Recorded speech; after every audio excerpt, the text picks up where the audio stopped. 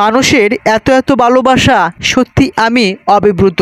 আজ ডালিউড কুইন অপবিশ্বাসের পর বর্তমান সময়ে সবচেয়ে জনপ্রিয় নায়িকা ইয়ামিন হক ববির জন্মদিনে ভক্তদের উদ্দেশ্য যা বললেন এই নায়িকা।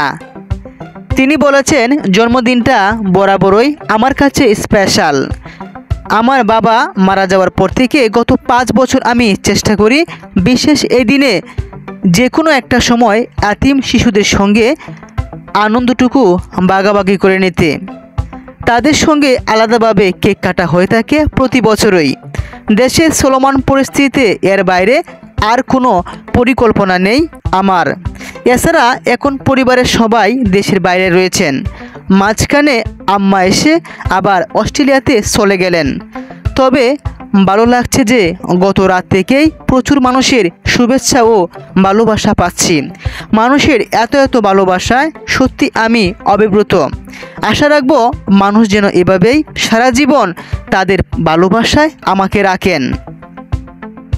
গেল ঈদে মুক্তি পেয়েছে এই নায়িকার ময়ূরাক্ষী সিনেমা।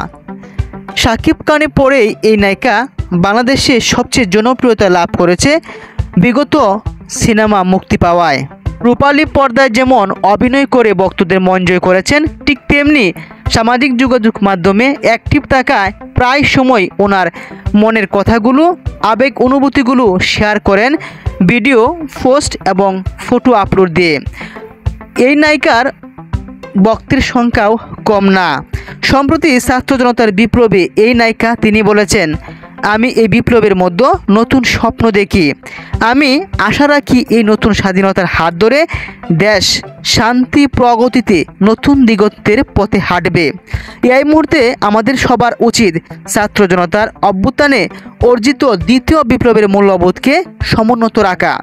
ছাত্র জনতা বিজয়ের পর এই নায়িকা আরও বলেছিলেন, এবার যেভাবে ছাত্র জনতা বৈষম্যের বিরুদ্ধে আওয়াজ তুলেছে, প্রতিবাদের চূড়ান্ত পর্যায়ে নতুন স্বাধীনতা এনেছে, আশা করি সেভাবে তারা দেশের সব অপছায়া, অনিয়ম, দুর্নীতি দূর করতে নতুন এক স্বপ্নের দেশ গড়বে।